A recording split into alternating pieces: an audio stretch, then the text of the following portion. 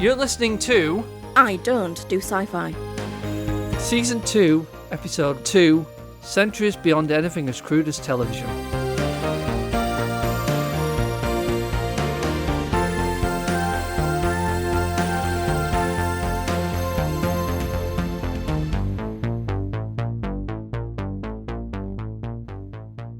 Hello and welcome to this episode of I Don't Do Sci-Fi. I'm Rebecca Ray, and with me are John Ailes. Hello. And Dani Ray. Hello.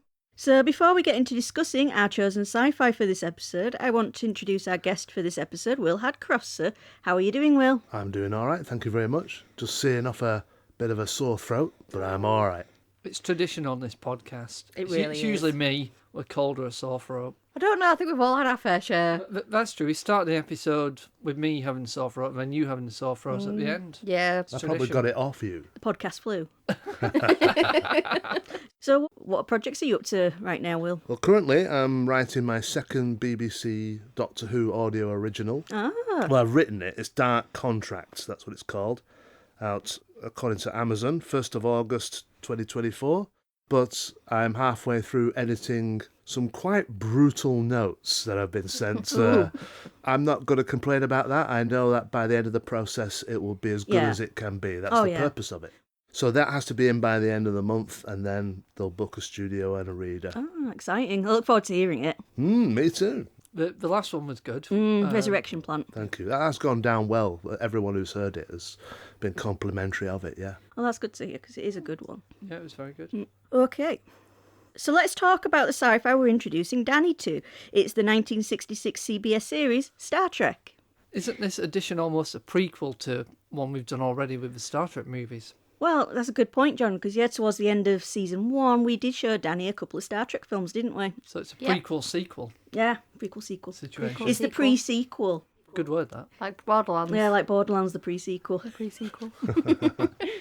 Yeah, so Dani watched Star Trek's 2, 3 and 4. And in her homework time, she watched 5 as well. Oh, yeah? Yeah, that you weren't expecting me to watch. Yeah, Just and remember that. actually scored higher than Wrath of Khan. Exactly.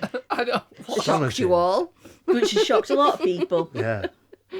Yeah, you know I'm not predictable, guys. Of course. Yeah, I like We 5. wouldn't have it any other way. That's why the internet went down that day. Rage, fan rage at Dan giving Star Trek 2 the lowest score of the bunch.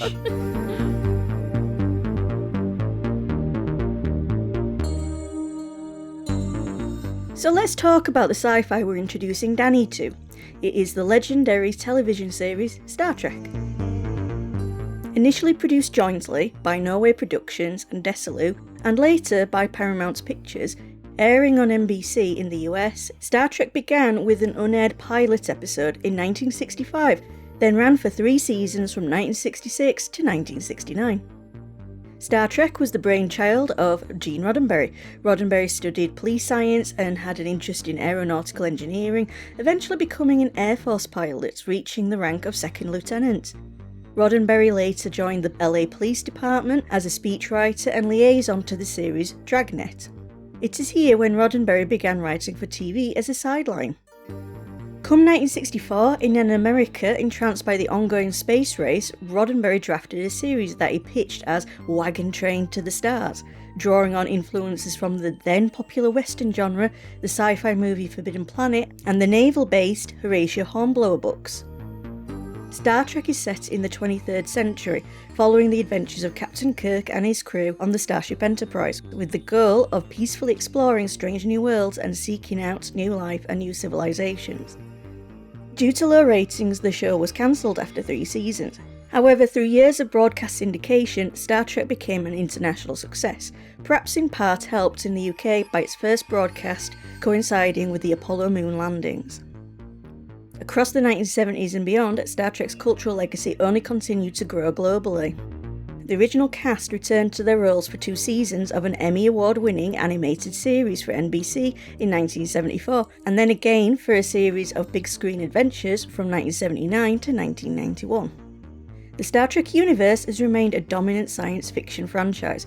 There are over 750 episodes of spin-off TV shows, plus numerous books, comics, computer games and experiences supported by an enormous and dedicated international fanbase.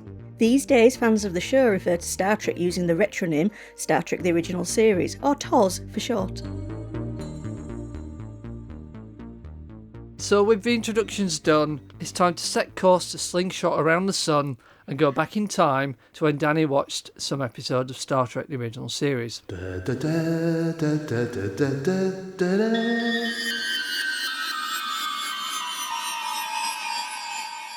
So, I'm here with Dani and we're about to watch, guess what? More Star Trek! Yay. Are you excited, Dan? Yay. I'm excited. I know. We're watching Star Trek The Original Series. Mm-hmm. So, what are your expectations, Dan? Same shit as 2. What do you mean the same as 2? You like 3 and 4 and 5. My preference was 4. Yeah. But I think it's the same as 2. Okay. Yeah. Well, I've had a lot of trouble choosing which episodes to show you because there's so many good ones. Good. So, the first episode we're going to watch is called The Naked Time. What do you think this is going to be about? We're all going to be naked. Okay, well, should we get started? Yep.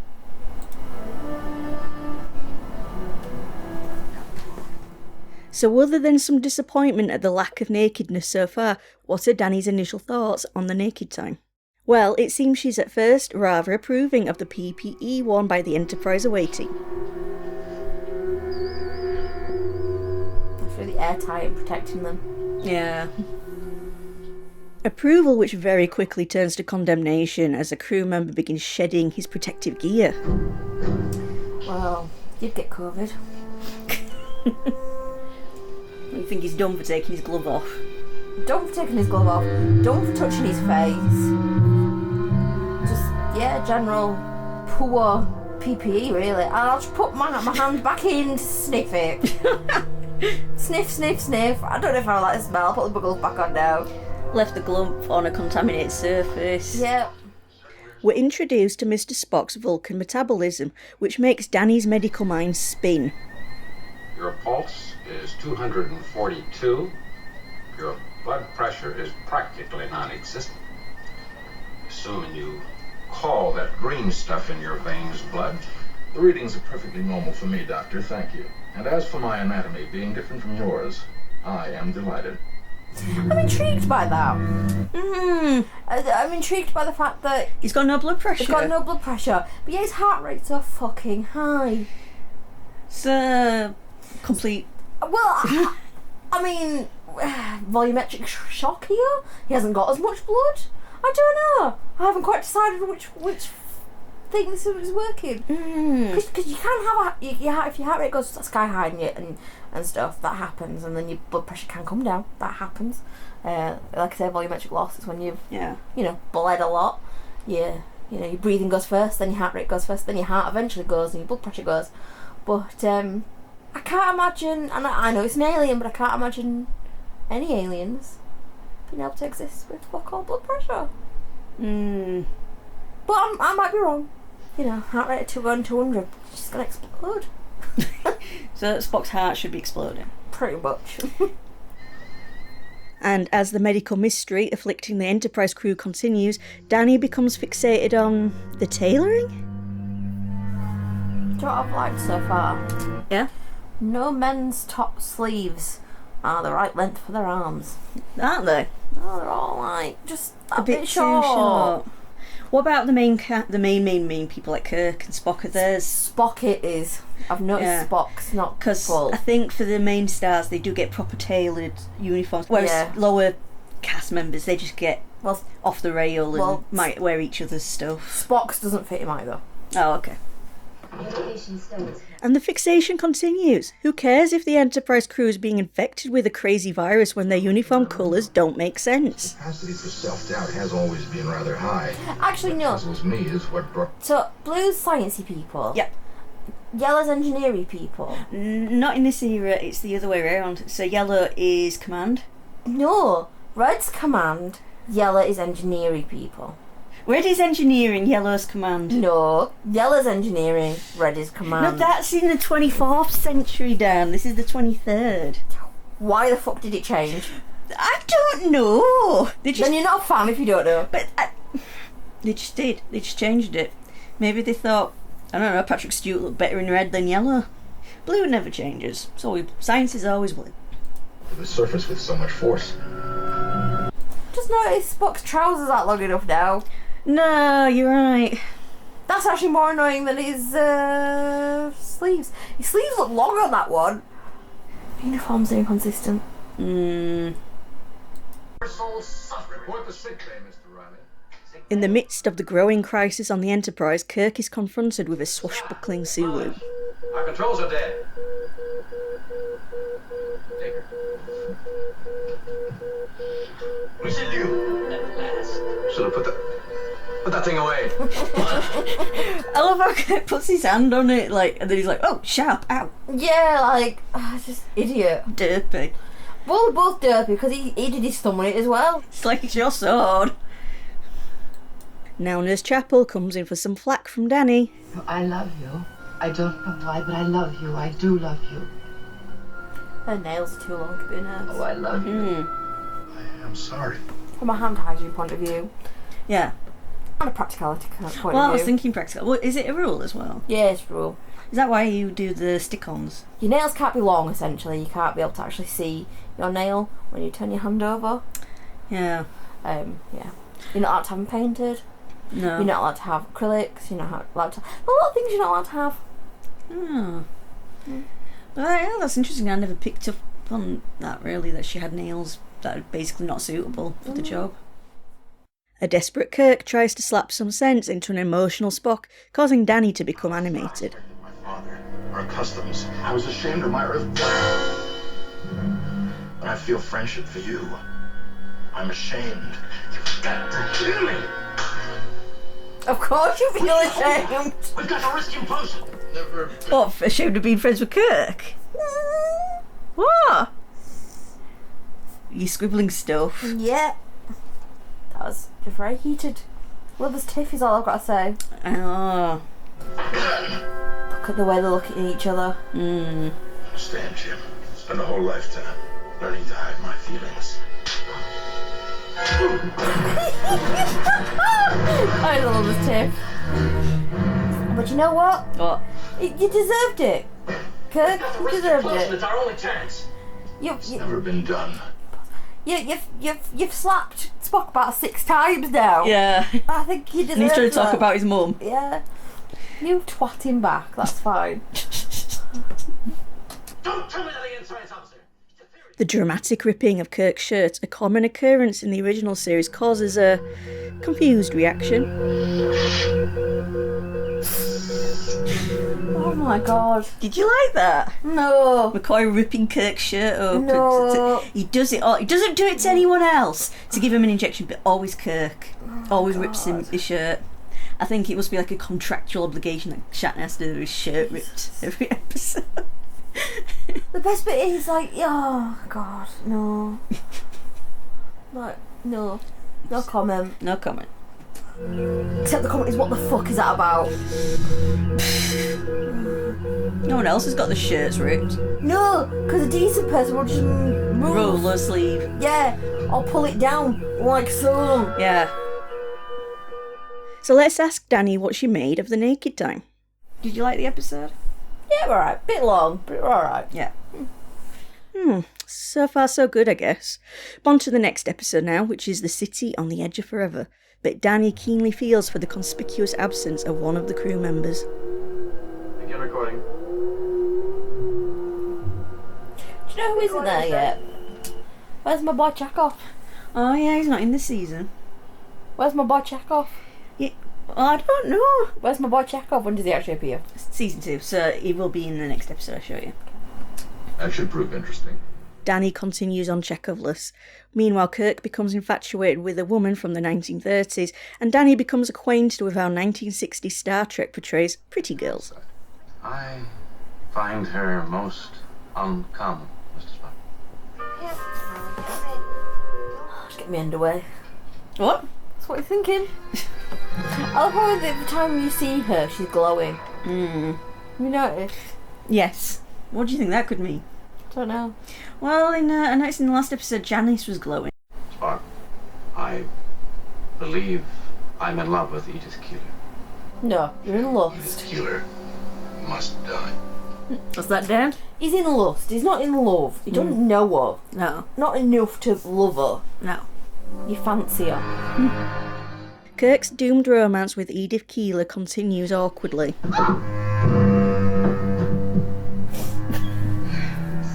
been up and down those stairs 1,000 times. I could have broken my neck. Okay, that was weird. What? Well, just the way he stared at her. I could have broken my neck. And then she's just Staring. like... And then just staring at her really weird. Then she's like, I'll kiss you, lad. What? He's looking very happy. And Spock's just not happy at all. It's sort of like, fuck's sake, mate. Oh, you could have killed her. Meanwhile, Dr. McCoy goes on a sociopathic acid trip. What planet is this? No! Don't run! I will kill you! Stay or do the killing! Don't run! I will kill you! That you'd totally trust someone to shout and scream. Don't run, I won't kill you. Looking like a madman. So the first episode you showed me, everyone but Bones goes mad. Yeah. And now you show me an episode where only Bones goes mad. Yes. And decides to check out someone by grabbing their haunches. Yep. I mean, last episode he landed face first into Subaru's lap. Yeah, he's a bit raunchy, isn't he? Raunchier than he makes out in the films, all I gotta say. And so the episode concludes in awkward silences. Let's get the hell out of here. Scott's like, whoa, what the hell happened there? Looking at them three. He knows somersault. Yeah. They went through some shit. So what did Dani make of this one? Okay, so that was The City on the Edge of Forever. What did you make of that? I like that one. Did you? I think I like when it's just a few of them. Yeah. And I think those three like make a really good little team. I know they wasn't in it together that much when it was more Spock and Kirk. But yeah, I just liked it. Now on to the last episode for today, which is iMud. Before long, Kirk's swish new green shirt gets all the attention. Yes, Mr. Sully. There's an unplanned course change being fed into What? What the fuck colour's green? you join Kirk's special shirt, and When you green? What? I don't know. And for some reason, the insignia's down on his tum-tum. Are you bothered by it? Yes, I'm bothered by it. But I'm also now bothered by the fact that they now look like they're just looking into an overhead projector. Yeah, it does look a bit like the ones we had at school. Artillery control, what's going on down there? It's got a little V-neck going on. Control is... It's like a weird rappy thing, I think. I think that's what it's meant to be. Yeah. And Dani is delighted with some of the male androids' sexy and revealing outfits. I trust you are enjoying yourself, Wow. Mrs. Spock. What? Just the costumes. Oh! Yes. Yep. Well, do you know what? I'm happy. Oh, yeah. It's not just the women they're sexualising. No, They are they're... sexualising men too, and that is equal opportunities. Yeah, well. Dani finally gets to see some screen time with her boy Chekhov, only for him to spend it leering over a group of android women. Harry Mudd programmed you? Yes, my lord. That unprincipled, evil-minded, lecherous kulak Harry Mudd programmed you? Yes, my lord. This place is even better than Leningrad. Chekhov. Whoa, Chekhov's getting excited. So if I told you Harry Mudd in his previous appearance was basically a pimp, would you believe me? Yes. Yeah. Pimping. Yes. Dani chuckles her way through the rest of the adventure, stopping occasionally to ask yet more questions about the uniforms. So with 3 episodes watched, what does Dani make of the original series of Star Trek? So Dan, that was iMud. What did you think of it? It was fun. I liked that episode. What do you think of Harry Mudd? Funny. Funny. Because he's obviously incompetent. I love him. He tends to have episodes revolving around Incompetence. or being a pimp or drugs. He pushes drugs. He's a pimp. He's a pimp and he pushes drugs. Yeah. That's literally what he That's does. what pimps do. Pimps push drugs. Yeah. Oh. Did you get used to Kirk's new shirt? I actually quite like it. Oh, you like it now? Yeah. It's weird. It's green. That concludes 3 episodes. You've shown me. Yeah. Would you watch any more? Maybe. Would you watch one now? No. Oh. If it was on TV Yeah.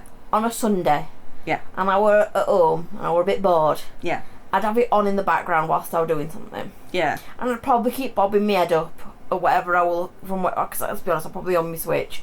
I'd probably bob my head up every so often and go, oh, interesting, and then go back to my Switch, which is how I watch a lot of things because I'm weird that way. You know, I think I might have, because I watched these a lot as a kid. I think I did actually watch them sometimes while playing on the Game Boy, playing Dr. Mario. Like I say, I'm either doing I do a lot of watching where I do something else. I don't tend to. It has to be really, really like gripping for me to put some things down and just solely watch something. Yeah. If it was on in the background or doing something else, then I could easily binge through it so easily. I don't know if that's like some weird like ADHD thing. I watch a lot of things like that.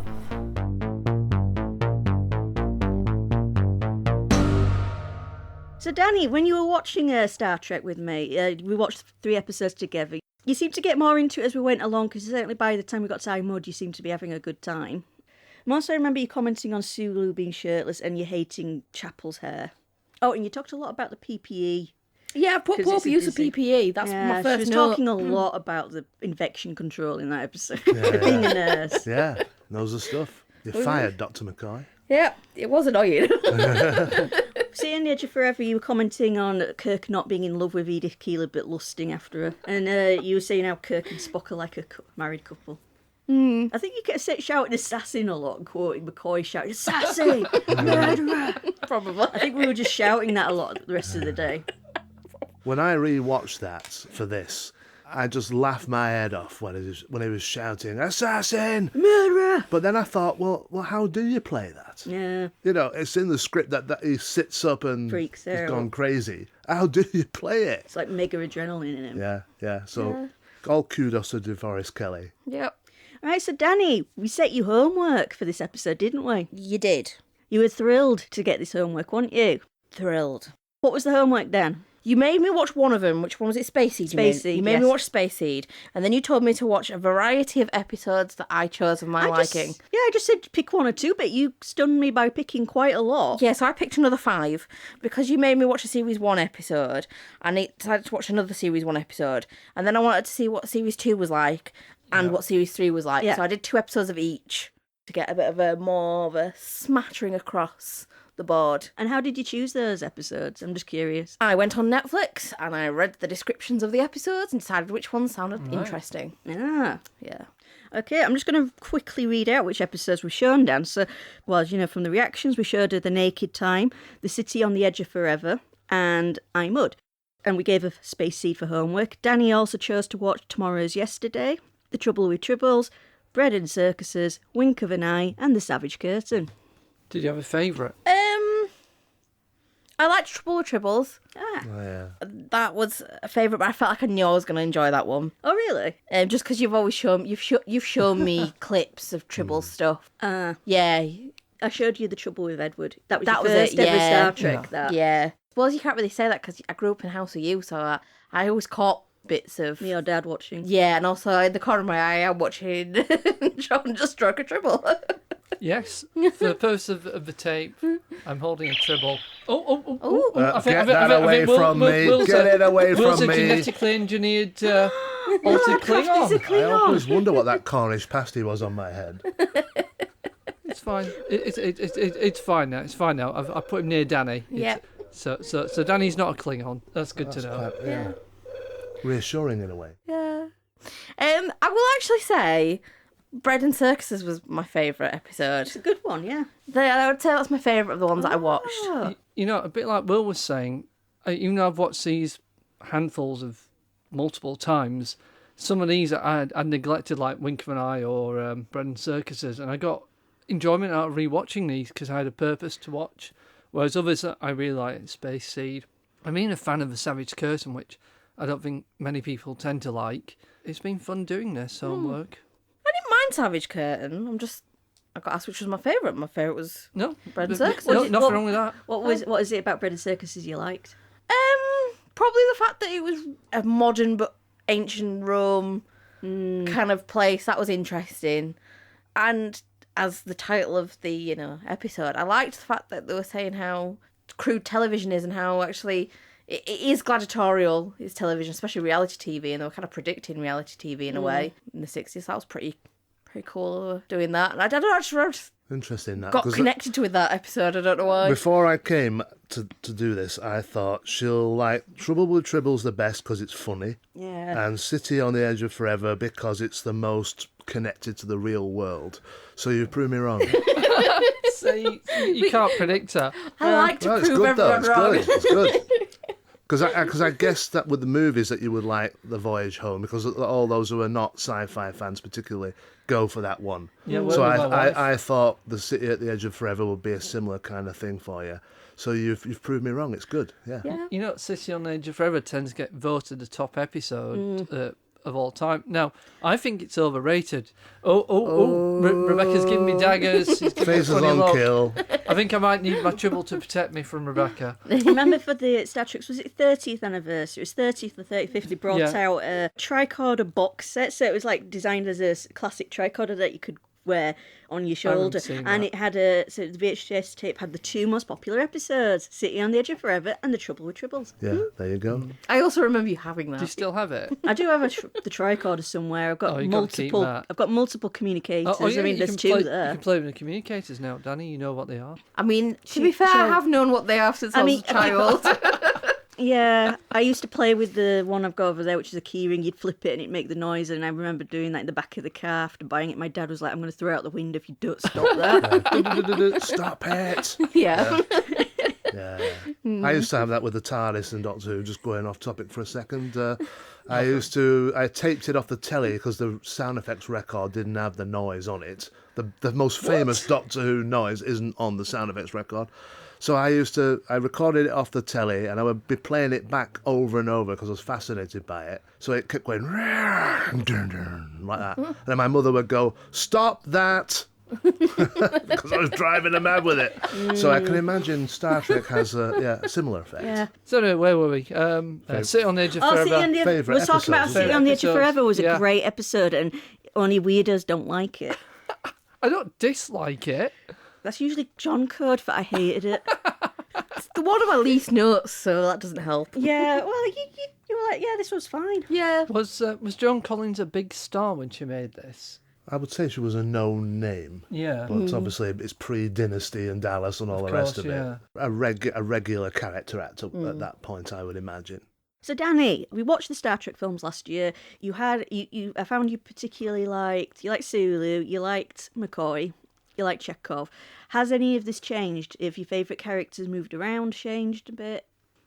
So my top three, McCoy, Chekhov, and I'm going to say her name wrong, but Uhura? Yeah. Yeah. Uhura. Yeah, they're my top three. Yeah. I liked the fact that I did watch more like series 2 and 3, because I felt like series 1 they weren't utilised that much. They were just like bit characters here and there. They were but like 2 and 3, they were more in it, and you had more from them. You actually got to experience them and find out a bit more about how they tick a bit, and I liked that. So how did you feel about that in terms for Star Trek overall? Because it's very much, it prioritises focusing on Kirk, Spock and McCoy. The others are more or less crude. We don't really get to know them as people generally, especially not until the films, do we? No, they weren't. Not like modern shows. They weren't a full ensemble. They were more, just as you say, background characters to populate the crew. Certainly Chekhov to and start some of them with. were like on episode by episode contracts. Chekhov wasn't meant to. He was just temp. Yeah, kind of, because George Takei, who played Sulu, was away making the Greenberries film with John Wayne, so Chekhov was filling in. Yeah, and they just kept calling him back. And It strikes me as well, watching the episodes from seasons 1 and 2 this time around, that really the focus is on Kirk, Spock and McCoy, because they are... The whole idea of Star Trek is the human condition, isn't it? To explore the human condition. So you drop Kirk in a situation, and then on the one side of him you've got the logical, cold, reasoning voice, and on the other side of him the very emotional, passionate response, and then he weighs up the two and comes to his decisions. So the focus in the writing initially is that situation and that relationship. And then it would appear that as the programme became more popular, they then started to flesh it out with the other characters and focus on having them Scotty and as that well. involved. Yeah, 'cause and more Scotty comedy gets- in it. Scotty gets an episode, doesn't he, Wolf and the Fold? Oh yeah. You notice how whenever Scotty gets left in charge of the Enterprise, he's quite scary. He's like, oh, well, if they've got my captain held hostage down there, I'm going to scare the shit out of them. Yeah. He will do all kinds of stuff, like fire phasers down and stuff on them. Yeah, I like it. I like that. He's no nonsense. Like, you're not winning. I'm winning this. Yeah. Got that strategic warfare. Yeah, he's Mind. like, oh, these are the rules that have been set for me. I will find a way to work around them without breaking them. Yeah. That's Scotty. What do you think of Scotty's dress uniform, including a kilt? I loved that. I absolutely loved that. And I just enjoyed because I actually did mention their formal uniform a couple of times because it appears in a couple of Yeah, episodes. it does. I really do like it. This character doesn't make him the same as everybody else. Of course. It's not bland. Yeah. Yeah, you commented when we were watching, you commented on the uniforms quite a lot, especially like when Kirk was wearing his special green tunic. And you were like, what is that? I've got a few comments actually on his on Kirk specifically. It's mostly in which one is it? It's in the Tribbles and the Savage Curtain. There's two things there. Nope, ignore me on that. It's not Tribbles. It's Bread and Circuses. I've just read my thing wrong. At one point, for some reason, his Starfleet badge is on his abdomen sideways. Oh, yeah. No longer on his chest. I don't know what's going on there. But Yeah, it's very interesting that he gets it on his tummy. It didn't work on that version of Tunic, so that's why they moved it there. In fact, the whole reason behind that redesign was that William Shatner was putting on weight and didn't look as flattering in the original costume, so they designed that, and they kind of encouraged him to lose weight, but it was always towards the end of a season. And I think most of the episodes in season 2 that you randomly chose, he's wearing that tunic. In fact, they reused that tunic in Strange New Worlds for Captain Pike. Yeah. Just a little nod, not that Anson Mount's putting on the pounds or anything. But just probably a nod back just a to little the... nod that the captains can choose what Which one they version want. of the Well, uniform. Picard does in Next Gen. He will wear different Oh, yeah, we did that variations too, of his didn't they? uniform, like Yeah. special jackets and The things. grey jumper Yeah, and the grey the one. jacket. Yeah, and on he's got top. like a sort of like red kind of suede jacket, isn't yeah, it? like a suede jacket thing. And then also with the Savage Curtain, can I just say, he Yeah. starts off in a yellow uniform. Can I tell a boring story very quickly? Season 1 and 2, those tunics were made of velour. Kirk's was green, but due to processing and lighting of the film, it came out looking gold or yellow. And so when they made the wraparound, it was definitely made green and a different material, so that's why that's a very strong green. But in season 3, they just made them yellow out of polyester because they were saving money on season 3. Yeah. But then his dress uniform is green again. Yeah. Yeah. So in that same episode. So what became to the viewers as gold yellow was obviously green in real life and just became yellow up until the present day. It's that whole thing of your eyes seeing a different colour, isn't it? You know, is it blue, is it white or whatever? Oh, Kind of don't thing. do the black blue dress. Yeah. That's the one I was thinking of, yeah. It's that kind of scenario. Yeah, Dan, you commented quite a bit during the episodes on the women's hairstyles, the 60s hairstyles. You didn't like them. No, I don't like 60s hairstyles. I did mention hair again in my notes. It's in Space Seed because obviously he doesn't like her having comfortable hair. Yeah. So he makes her take it down, which he doesn't really do much to make it. And then he's like, oh, now you're attractive. And it's just like, is she? Have you made her hair attractive? It didn't look great to start with, but you've not made it better. Well, the point with what Khan was doing was it was grooming behavior. He was grooming. Yeah, I know. Yeah. Yeah, did she fall for him or was it, like you say, grooming? It was definitely grooming. Oh, The 100% things he spell was, on him, the things he on her, was really. doing, I Yeah. now recognise from seeing in stuff like Panorama and other documentaries where they talk about grooming, and Wow. he's saying the things Feeding the ego. Yeah. and making it feel like she's got to make a choice, but then he's taking that choice away and all that kind of stuff, and controlling her appearance and what she does, where she goes. Well, yeah. it's like that one line where he says go or stay, but do it because you want to. That's grooming. He wants her to stay, but he's made it feel like it's her choice. So in Wrath of Khan, they don't directly say what happened to her. Obviously, the creatures killed her or whatever. But, you know, I'm starting to think now, did she just meet with an accident because she annoyed him? That's dark, John. I know. That is very dark. Just the same with all grooming It is thing. actually explained in one of the comics, apparently. Yeah. I mean, if they ever get this SETI Alpha 5 film or podcast or whatever the hell it's going to Oh, be. a mini-series. It changes every time I hear. But if they ever do that, well, I imagine we'll finally get Find a out what canon explanation of what happened to her. Wasn't it like years later, like hundreds of years later or something? No, it's... No, Was it it's pretty- about 20 years. Yeah, it's 20 about years. 20 years. Okay. She still could have perished in that time because she's not like a genetically altered or anything. She's not like... No. No, in the comics, I think she was like teaching, like the school mistress for the, you know, for all the super kids. Can I just say Can's yellow outfit in that is gorgeous. I've got to put He it got out a there. lot of outfits in that Oh, episode. he does. He's just constantly Yeah. changing. He generally, as the films, he generally has good outfits. He generally looks great. Did you know that his red uniform in that was reused for Colonel Green in The Savage Curtain? Did not know that at And all. they reused it for Mork, from Mork and Mindy, Did they really? played by Robin Williams. Interesting. I would love to show Dan, Mork and Mindy one day. You've not seen it. I've not seen it. I know wasn't on. about it. I know about it. Mum mentions it all the time. It was on all the time when I was a kid. I've not seen it for a long No, time. I haven't, not since the Mork and Mindy, 90s. yeah. So what did you think of Space Seed, Dan? I like that one. I would say that's probably one of the next like stronger ones because I've wrote 2/3 of a page about that. But that also doesn't mean anything because Bread and Circus is my favourite and I wrote 2 lines about that. So Did it help you understand Wrath of Khan more? I or did, you appreciated yeah. it more? I appreciated it more. I loved the fact that Spock was like, you know, kind of foreshadows the film because he wants to go back in 100 years. And I know it's not 100 years, Yeah. but Yeah. he does foreshadow that. And that's, Yeah, my notes are basically like, lol. When they're like, yes, I wonder what's going to happen, what's going to come of this world. It's like, yeah, you should have checked up on him. Yeah, 100%. Absolutely. Yeah.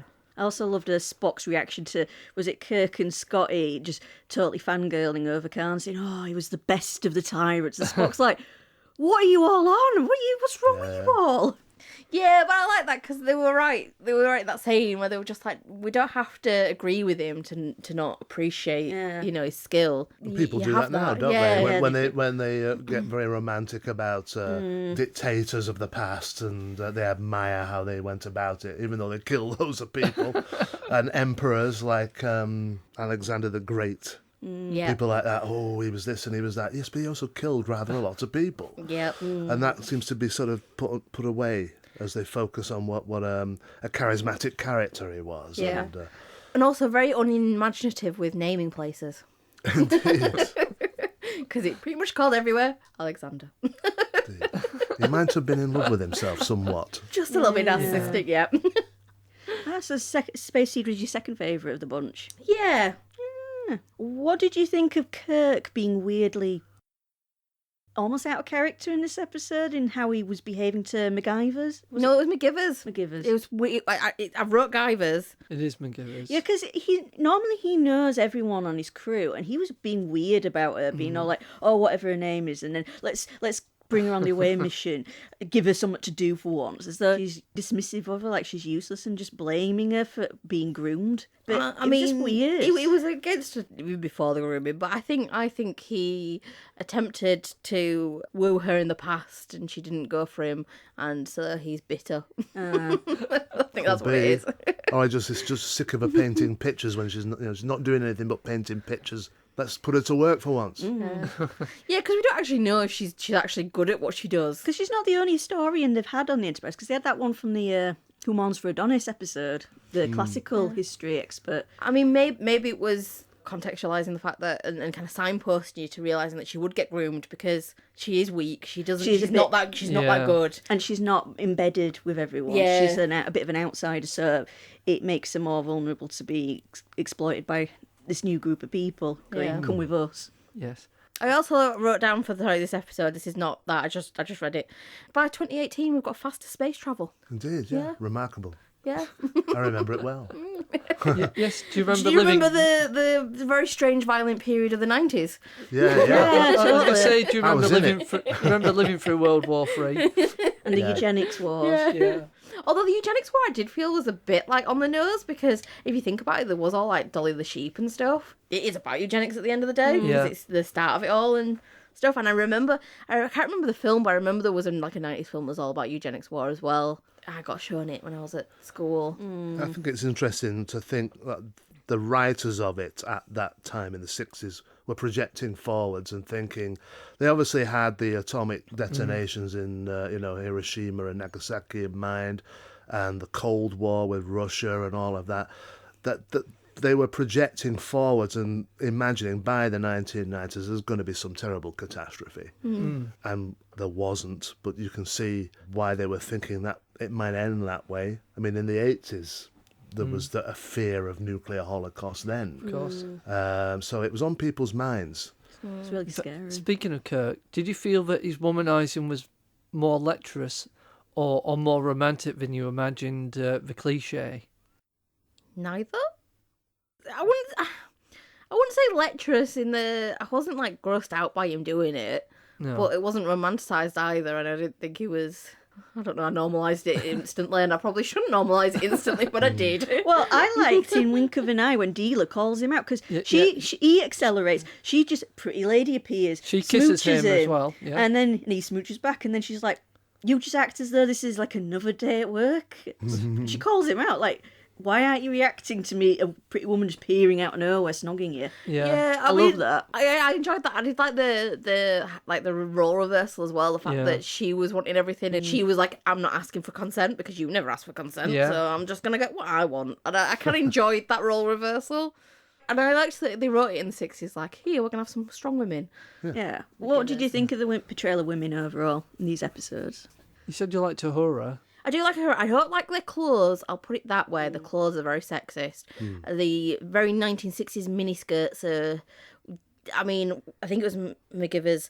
I've wrote might be her. That yes, barely covering her bum. Like it was literally. And in one of the episodes, I think her was on the floor and she gets picked up. And actually, when she gets turned around to put in the chair, you actually see her knickers. Not the uniform ones that go over the real knickers. No, her actual real knickers. Right. Because I'll have to go back. yeah, because the uniform knickers are like the red or the colour black. of the uniform. But her actual knickers, you can see a little bit, is a bit of white coming through, and I was just like, that's really bad that I can actually see her actual knickers. But then you're watching it in high definition in 2024. This is the first I've heard of the uniform knickers. I mean, I don't look. You all can't miss it pissed. when they bend over. They're red or blue, aren't they? She's literally like picked up, and it's just like bum to camera. It's like dancers or PE have gym knickers over your own stuff. So that's what the uniforms. I'm not looking up the skirts. Well, neither am I. But when, like Dani says, they're picked up, they fall over, they sit down. You can see Uhura a lot, Yeoman Rand, anybody red or blue. And I would say MacGyver's as well. When she sits down in the room with Khan, she actually has to put her knee up. She has to pull her leg up and put her hand across her knee because of how short her dress is. She's not doing that in a comfort thing. She's doing that in a I don't want to show anything off on camera kind of thing. And so. You do notice it. I notice it. But apparently the short uniforms were meant to show emancipation. How? And that 60s confidence to wear whatever they wanted. I suppose it makes sense. That's a very man's version of emancipation. I'm just saying that's the explanation behind it. The official one. I kind of see it from a 60s point of view. I'm not saying it from 2024 eyes, but from 60s eyes, I do get it because that kind of was a thing. It's women modern. It was modern. Social history-wise, it was a thing that women could start doing that kind of thing and showing off more. It was that bit more freedom. So I can see why. I don't know. Is there any truth, John, Mr. Star Trek historian? Yes. To the That's what I'm here for. To the idea that Gene Roddenberry wanted them dressed like that because he liked them being dressed like that. Yeah, I think there's some elements. Well, from what I've heard, Gene Roddenberry. Yes, is the answer. Yes. I think I have heard the word horn dog applied to I don't him. think he objected. As we know, he had affairs with various guest stars and. So it wasn't purely a 1960s thing. It was him. I mean, he came up with ideas like three-breasted ladies. So. Although that was for Diana Troy, wasn't it? Well, but there was also a three-breasted woman in 5. Oh yeah, but yeah, you're right. Yeah, it's a bit of a sex pest, right? So in that, it's kind of dated slightly in its sexual politics. Would you say, or is it enough not to stop you watching? Oh, it didn't stop me watching, but it was noticeable. Because I think that does put some people off on Star Trek Facebook group I'm in. People start saying, "Oh, I'm going to watch the series. I've never watched it before. They used to be 90s stuff," and some will say, "Oh, I couldn't watch it. It's too dated because of this or whatever." Misogyny is kind of one that gets mentioned the most. But then others say, "Oh, well, it's for times, I mean, I'm kind of like that. I can see it in the time it was produced. I'm not gonna look at it with, like I said, modern eyes and go, well, this is wrong. You know what I mean? It wasn't out and out wrong. We've learned as a species, we progress, we get better as a civilization. But I'm not gonna like poo it for what it is, because it's just a product of its time. I mean, to be fair, the pilot, the women were wearing the same uniform as the men, just a different colour. Yeah, they had trousers. Yeah, they had trousers, and they had the neckline was covered.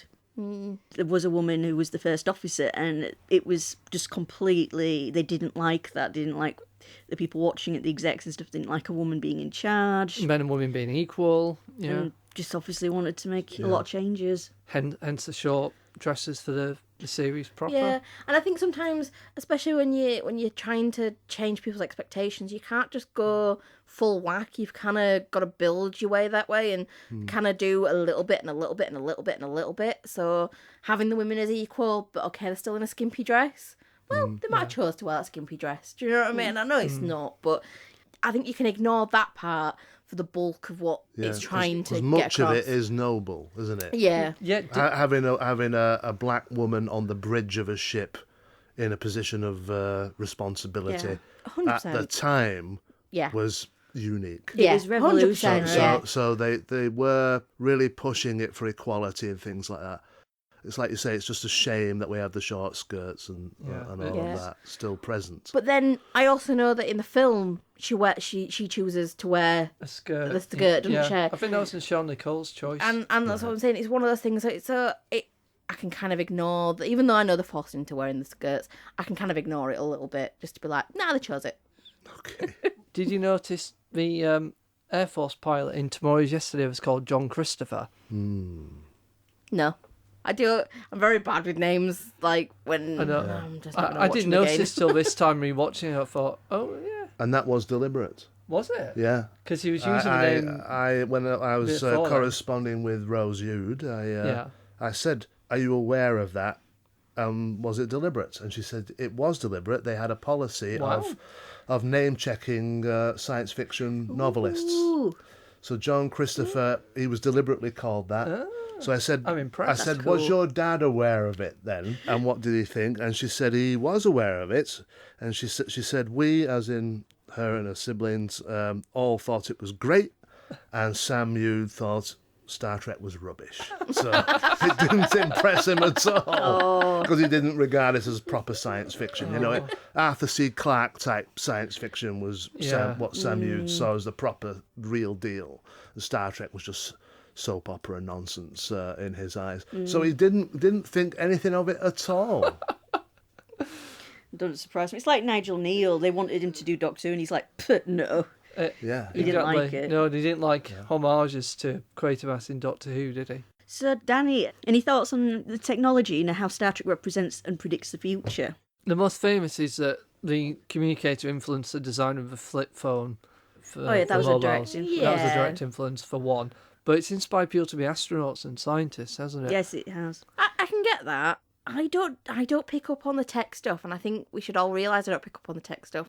I don't know if it's just because my brain's not remembering the fact that it is from the 60s and they're predicting stuff, or if it's just that my brain just doesn't care. I haven't decided which one it is.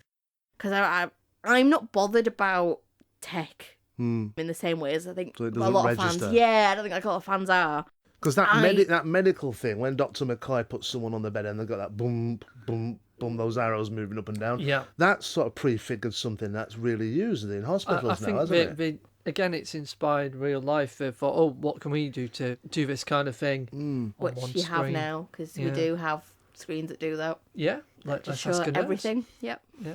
Well, speaking of McCoy's medical things, was it plausible that he couldn't find what was causing the illness because it was spread by sweat? I mean, yes, Wasn't because if it's new, it's still new. Regardless of his Yes. knowledge, regardless of all that kind of stuff, it's still a new thing that they have come across. But it's still a virus, wouldn't it? It still look like a virus or a germ. Potentially, but you don't necessarily know how it's spread. And Yes. sweat's not really, not in now terms, isn't really particularly a way of, No. spreading. It's respiratory, yes. Yeah. Blood, yes. But Yeah. not necessarily, you sweat on someone, it's just a bit No, of of course sweat, do you know what I mean? And I know you do sweat out toxins, but it's not necessarily in the same kind of light. I think I can see it believable because he's the only one who's medically trained, and he'll have pressure as well to try and figure it out. And as you already mentioned, Will, he's the passion, so he's probably not logically thinking and breaking it down as well as he probably could do if he was, say, Spock. Do you know what I mean? And he's seen people that he considers his friends getting affected, and he's probably just thinking, oh shit, I need to figure out what it is. Well, his staff were all compromised as well, that's because they're it. all like singing and flirting and all sorts of things. Well, that's it. So he was on his own. That's it. I mean, I've worked shifts when it can be it could be a potentially really bad shift, but you're on with really good staff. Yeah. And then you could have the exact same day and you're with absolutely pants staff, and you just think to yourself, oh my God, today has been absolutely bloody horrific. It's been the exact same as the day before, but it's just who you're on with, and it really does make a difference. Yeah. He might also be worrying about what if this thing reaches me. Well, that's it. Before I get the cure. Then that's it. We're all screwed. That's it. Yeah. I don't know. I still liked the episode. It makes sense for me, and I didn't question any of that. No, and you enjoyed Sulu's being a musketeer with the sword. I very much enjoyed that. Yeah, you did. It's fun. It is, because George Takei said, I think the original wanted him to have a samurai sword. They wanted to do samurai he stuff. said that's a cliche for a stereotype. It's a standout moment, isn't it? He's playing out being D'Artagnan and the Musketeers. I remember that as one of my earliest memories of Star Trek. Sulu gallivanting around distinctive with shows a sword. off, yeah. Because I was born in 1970, so my earliest recollections are when it was repeated on BBC Two in the mid-70s, watching it with my dad. Were you watching it in colour or black and white? Well, I'm not saying you're old, but I just wonder if you had a colour set then. It's whether or not we could afford one. That's what I mean. Yeah, because programmes were made in colour in the 70s. We probably watched it initially in black and white, because I can remember having a black and white set. Right. And I can even remember when we first had a colour one, we inherited it from my granddad. And the colours were all slightly off, which is why he was getting rid of it. An old set. So blue was green and all sorts of things, yeah. I remember even in the 90s going on holiday in places they would still have black and white TV. I was about to mention that to you as well. I was going to say, I remember Yeah. going on, we went to that like hotel place in London, didn't we? And one of them had the black and white little telly. It was like a plastic orange thing. Yeah. I remember my dad laughing at Mr. Spock, and the exchanges between Spock and McCoy, where he'd say, "You're almost human, Mr. Spock," and Mr. Spock's eyebrow would go up and go, "I find no reason why we should resort to insults." And my dad would be chuckling away in his chair. So I have a fondness for these old episodes, partly because of what I can remember from being a boy watching them. Yeah. I just love McCoy. I just love how sarcastic he is. Yeah. I love how how balls of steel he had when Khan's like grabs him and puts a knife to his throat, and he's just like, "We'll do it then." Yeah. Cut here. Yeah. It was just like, go on then, just go for it, because it's just a threat, and that's what I think I like about it. He was like, he could see when it was just an idle threat. Yeah. Very well written. No, it's later on in the episode that Khan manipulating McCoy when Kirk starts asking awkward questions about who he is, and he's like, "Oh, Doctor, I'm feeling fatigued. Oh, my head." And McCoy's like, "Come on, Kirk, get out." And he's just totally manipulating that situation again. He's always manipulating. So, Dan, I mean, we're talking about characters in general because, we've talked about them plenty in the films, but what about Kirk and Spock? You haven't said anything much about them. Because I don't think there's anything more to say about them. You still think they're in love? Yes, I think it's definitely... No, they're in love. For slash fiction, which was invented, Yeah. Kirk / Spock, Edith Keeler says, you belong at his side and you always will be. No, they're definitely in love. I think because he's so rational and so logic and doesn't have that... Kirk can't really ever act upon it, which is why he just goes for any woman he sees, because why will act with other people.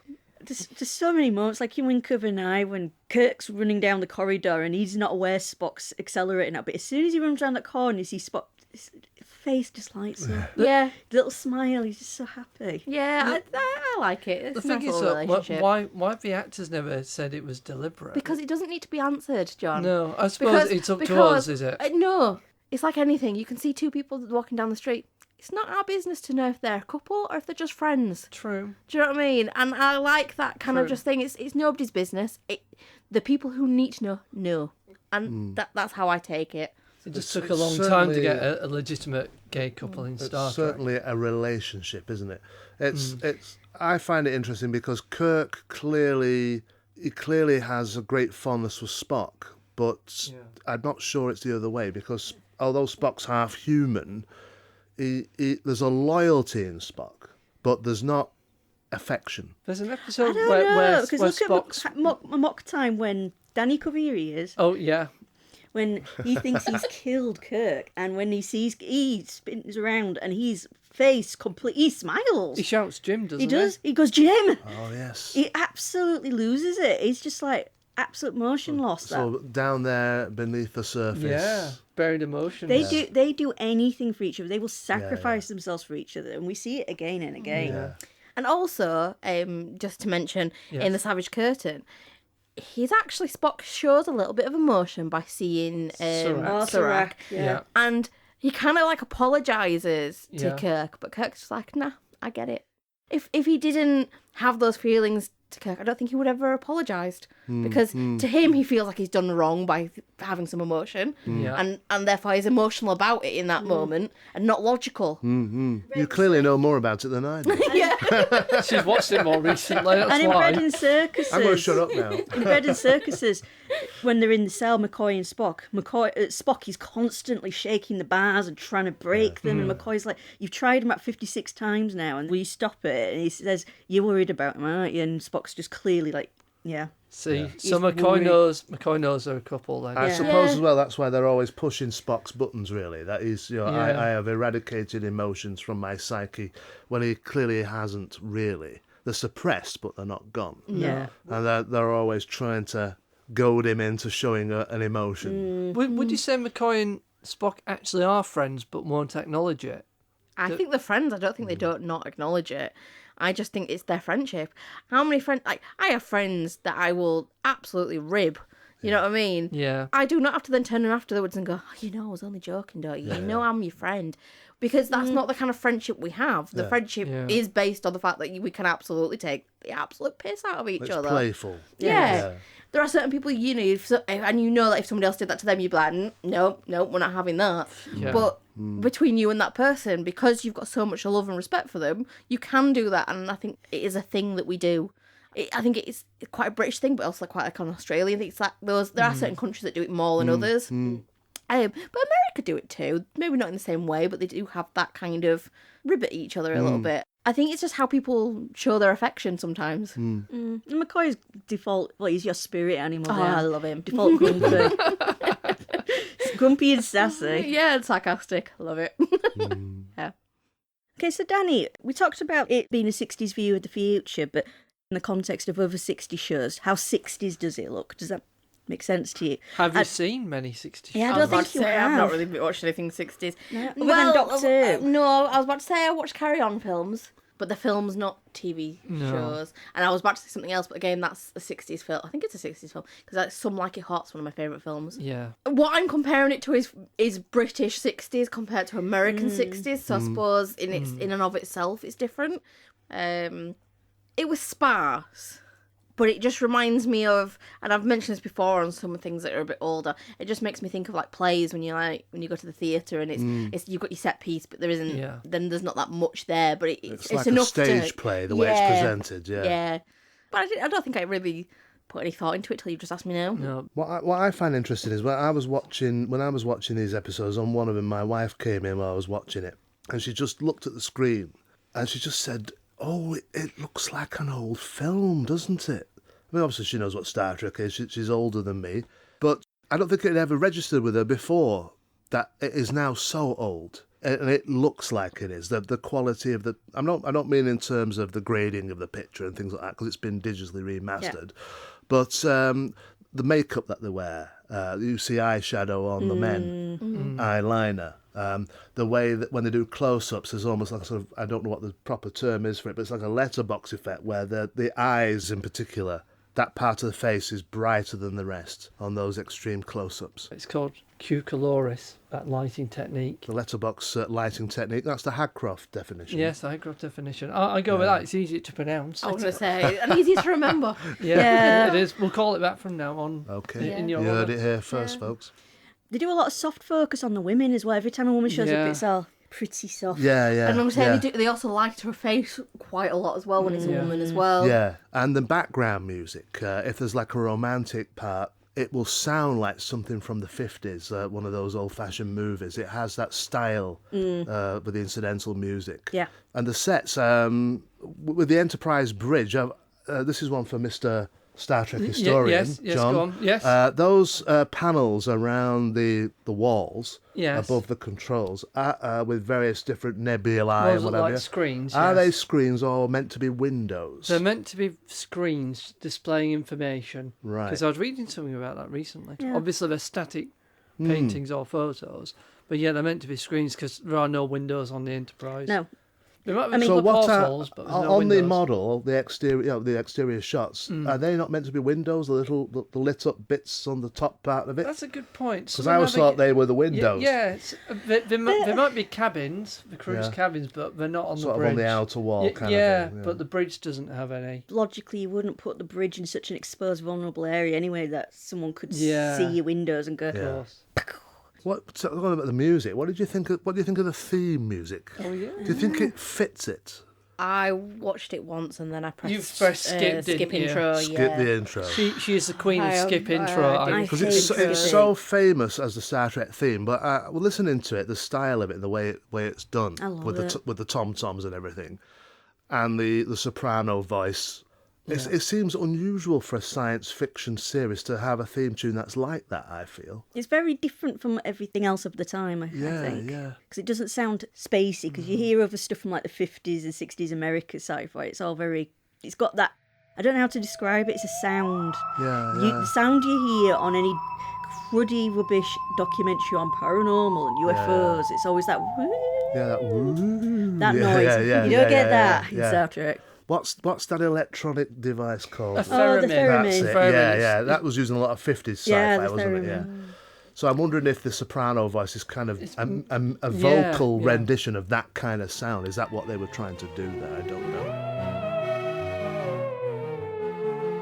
It Well, is, originally isn't there it? were lyrics. Oh, Gene Roddenberry, in order to get more money and more credit for Star Trek, when Alexander Courage wrote the theme, he handed it over to Roddenberry. Roddenberry wrote some lyrics and claimed 50% co-writing credits, and Courage never worked on the series ever again because of that. He went, no, I'm not. I mean, you're stealing my credit. Was Gene Roddenberry Ferengi in disguise? As much as he was a visionary and a brilliant humanist and creator, he was essentially a hack. He'd rewrite other scripts and put his name on so he could get money as well, but mostly for the glory, to the point where they effectively dropped him from the Star Trek films. He worked on the first one, and the others he was given a creative consultant credit. It's funny that, isn't it? Because it's kind of the ethics of the program rising above the sort of capitalist way of running Yeah. the world and the future he envisions. Yeah. He is kind of the antithesis of what he's foretelling in his own life. Did you know Star Trek was inspired by Westerns at the time? Because the Westerns were very popular on American TV. No. That was the big thing. No. So basically, Roddenberry envisioned Star Trek as, what was it?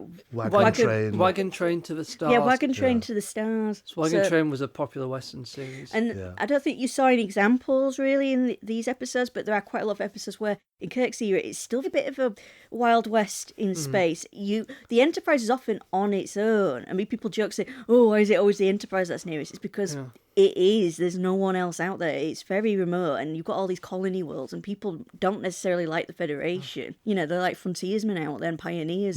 Yeah, no, I did not get any of that. No, I didn't expect you to. okay. But I would say what I did get from it was a feeling that it was a soap opera. Interesting. It does get called space opera. Yeah, but I did explain this to Mark, not on the podcast. I mentioned it earlier today or last night, that if this was on the TV when I was a teenager and I came home from school or college and there was nothing else on, because nowadays we've got streaming and just everything's at a touch of a finger, but my teens wasn't like that. My teens were very much, you still had to look for stuff and find things, and you had to watch things on cable. If I came home and it was on telly and there was nothing else on, I would happily put that on in the background, probably watch along, probably do something else at the same time, because I've always been that kind of person that does like a puzzle book whilst I'm watching telly, and I'd enjoy it. I wouldn't seek it out, but I wouldn't go, oh, this is on. I'd be like, oh, this is all right, and I'd leave it. And I feel like it's brought that kind of soap opera feel for it for me. Oh, I used to play a lot of Game Boy games while watching Star Trek. Sort of a background thing, yeah. But unlike soap operas, though, the characters never change because they're meant to be viewed in any order. There are no sequel episodes. In fact, there's only Harry Mudd that's in 2 episodes. He's the only returning character. And they don't develop, do they? The regular characters. No, they They're don't pretty develop. much set. Because that's how TV worked then as well. It was, anthology shows were big, the famous ones, The Twilight Zone, The Outer Limits. But that was it. Anthologies were in, so it's a science fiction anthology, but with the same setting, i.e. the ship and characters, but with a new story or new situation every week. They don't really develop them until the films, do they, when they're getting older. And they're affected by what happens to them in the films. Exactly. Yeah. Whereas it's like a David and in whatever, the series, it's a reset, isn't it? Every week, Yeah. it's like the previous one never happened. It's Emotionally. Kurt gets over Edith Keeler pretty quickly and never mentions her again. Since the Well, love of his you life for said one you weren't in love episode. with her, you were just lusting. Yeah, that's all it was. So I suppose it's like a soap in that it's an ensemble cast that you see every episode. That's where I would see the similarities to a soap. Yeah. Interestingly, Dan, you haven't seen any episodes with Janice Randin. We've somehow managed to avoid any episodes with her in. I was going to mention her, but she's not seen them. Because she was probably kind of Kirk's only real love interest. She was But supposed to be, supposed yeah. to be, but then they got rid of her because they wanted Kirk to be unattached. And there were things happening to Behind the scenes. behind the stuff. scenes, terrible things. Yeah, terrible things. But yeah, they just kept reducing her role, didn't they? Yeah, to they the point did. where one episode she had one scene and we thought, we don't need her. But it was a similar thing with Scotty even. It's like, we don't need Scotty in this episode. Apart from the main 3. They were just background extras that had to have a name and a bit of a character, the others. Had you not seen the movies first and then started to watch these episodes, would you have reacted differently if you hadn't known anything about the characters?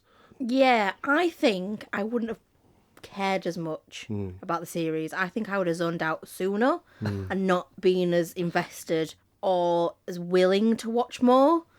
Because, like Rebecca says, McCoy's my spirit animal. For me, it was a bit like, oh, what sarcastic comments is he going to come out with in this episode? Like, seeing like series 2 and 3 where you got to see more of the other characters, it was nice because like, oh yeah, I get to see a bit more Chekhov here and a little bit more of Uhura here, and it was nice that way.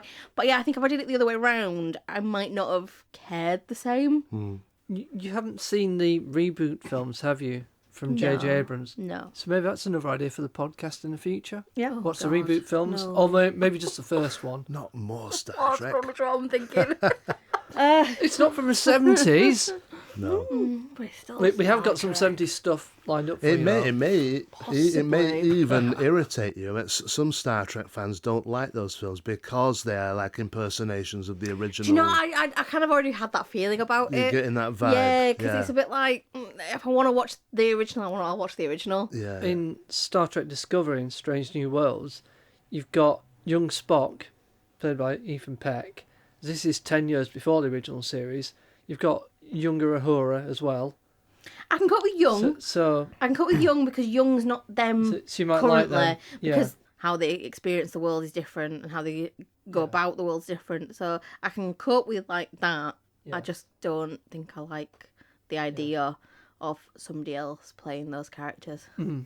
Yeah, I can see that, because obviously you become attached to them. Is Chekhov in the new one? Yes. Played by a real Russian, or an actor of Russian descent anyway, who emulated the accent of altercating from the series deliberately, Nice. I like that. saying Wessels and everything like that. Yeah, so we might be seeing the reboot one day on the podcast. No. But maybe we'll be watching Next Gen first. No, just no more. I'm done. Oh, what about the There's animated nothing series? more to say about Star Trek. Oh, there's so much there- more. there's, Not from me. I've got nothing more to say on the matter after this podcast. So have you She seen thinks. any of the later versions of it? Do you know how it compares with the stuff that comes later on? I've seen bits of Next Gen and maybe DS9. I don't know, whatever Rebecca watched when I was younger. Right. I tried watching is it Discovery? Yeah. I tried watching Discovery. I got a few episodes in, but it didn't grip me. You didn't like the Klingons, but No. a lot of us didn't. No one likes the Klingons. With the subtitles and Yeah, the everything. first season Klingons are hard going. The subtitles don't bother me, as we've been discussing off. It was the off air. prosthetics were too restrictive in season 1. They speak really oddly, don't Yeah, they? they turned that down after that. Yeah, I just couldn't get into it. The appeal of Discovery for me, I mean, I gave up on it when we got to season 3. But for season 1, the appeal is the relationship between Captain Lorca and the rest of the crew. If you can stick it out long enough to see that develop, that's a rewarding experience. For me, when that comes to an end, it's never as good for me personally after that. So by the time I got to the end of season 3, I was done with it. But I did like that. It's interesting rewatching season 1 and seeing the clues. I know. Do you remember when people were going, "Oh, this is going to happen"? Yeah, right. I said it and you didn't believe me. I know. And I was right. I'm sorry. Those who say this is not the Star Trek of Gene Roddenberry, I can see exactly what they mean. It's the positive view of the future thing that is spoken of a great deal when we talk about classic and next gen and the Rick Berman series and so on. That optimistic view of the future, you don't really see that in these new versions of it. It's much darker. I think you see everybody being equal, though. You can openly have gay, trans characters. Yeah, for equality example. is there. The I'll equality grant of you that. Roddenberry. Well, I think season 3 actually does the opposite, because season 3 we've seen the future where everything's falling apart and everyone's giving up, and Like Will Burnham did. and co come along and try and reignite that spark and get everyone together, working together instead of being off in their own little factions and believing in values again. Because when they arrive, everyone's like, you weirdos, believing in old-fashioned stuff. But the focus now is on getting everyone back together. Kind of reset. Yeah. So, I mean, that's a very nice tangent, but the podcast is on the original series, so I'm just going to... Everything It's not goes that back- nice a tangent. Everything goes I'm just back. going to pull everyone back to that, please. Everything goes back to the original series. It used to be called the classic series, but then around the 90s or 2000s, it was relabeled as the original series, wasn't it? Because somehow calling it classic just It makes it sound old, doesn't Yeah, it? so I think that's why the no rebrand. longer relevant, which, having watched them, again recently, I think it's very relevant. Yeah, in fact, Danny, you watched the remastered versions of the series. Did you know that? Yes, I could tell. You could tell that the CGI was there. do you Yeah. think? Now, they did it as painlessly and as faithfully as they could. Now, did you think the CGI stuck out then? Yes, CGI stuck out. It looks like cheap shit to me, and I just thought, Right. just took away from it. So Like, that's going to date more than the that actual dated 60s more, yeah. I'd scenes. rather just seen either a crappy version of the actual The model work, yeah. or Yeah. done better CGI, just to take me out of the fact that it was Yeah. crap CGI. Now, they spent a lot of money on that. prefer Well, to they see the wasted their models. money. I'd have preferred the model work, to be quite honest. Same. Because, I know the whole podcast is about I don't do sci-fi, but one of my favourite things is Red Dwarf, and the model works in Red Dwarf is something I absolutely adore. Their And CGI I just- didn't work very yeah, well, did it? and I just think I like model work. I do. It gives it a bit of personality, a bit of It's flavour. it's a real object you're looking at, isn't it? Authenticity. That's Yeah. what it has. It has a bit of authenticity, and I just don't feel like it's just a bit of, we're just going to throw on CGI at it. It's okay, but I think it's overused and doesn't have the personality. I'm of going to be model work. controversial here and say I do like the jazzed up. But then I'm not a trekker really in the sense that you Yeah. guys are. I'm somewhere between what Danny is and what you are, John. Okay, all right, Right, okay. so I mean, that's a very two vast- extremes. I'm somewhere in the middle of that massive spectrum. I'm somewhere in the middle. So You actually sat between us. I didn't mind that at all. I like the fact that the planets look like real planets Oh, that is a nice touch. and not It's not- footballs Or- on a or- string. Or it's always Earth with a different coloured filter Yeah, over it, isn't it? I like the Yeah. fact that the ship. I mean, they could have given into the temptation of making it, much better than the model looked, Yeah. but they stuck to the way the model actually looks. So and although it it's more moves, slick in the yeah. way it moves, it is exactly the design Yeah. of that old model. So I didn't mind that. I didn't mind that at all. I think they replaced all the phaser beams and stuff. I as felt well. it was in keeping with Oh, definitely. the style of the program. Yeah. It didn't feel like it didn't belong. No, it didn't change To me. it.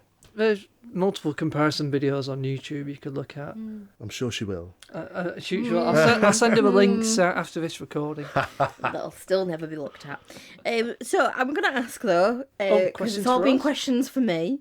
Yes. Why did you want to show me this? Because Star Trek is awesome. I want a better answer than that.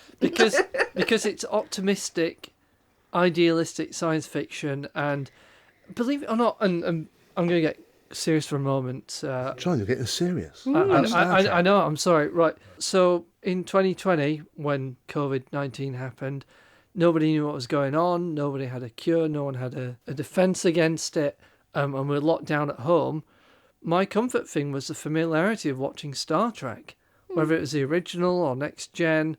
In fact, I even changed the wallpaper on my phone to the Enterprise D, just because that was the comfort I found to try and kind of cope with this instability going on in life. I was watching it too. My subconscious obviously went, let's go to this utopian future, this happy part of my childhood and early adulthood watching Star Trek.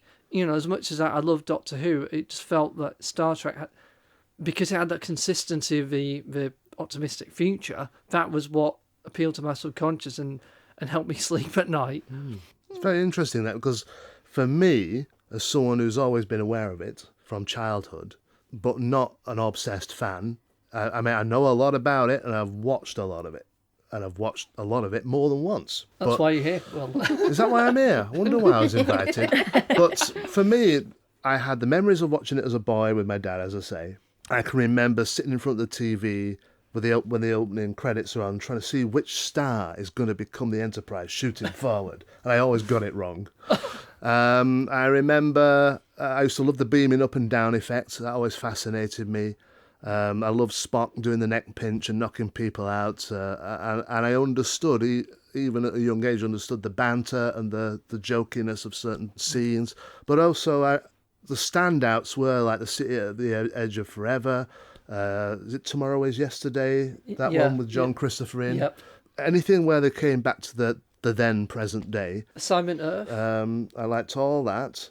And I liked Mirror Mirror, where they went into the alternate. Yeah. So when they started to be released on VHS, however many years later, would that be the 80s, John? Late 80s, early Late 90s. I just bought the ones I remembered. And then when it came out on DVD, I bought the box sets. So I started to catch up with the whole thing. But I don't think I watched the entire classic series or the original series all the way through until lockdown.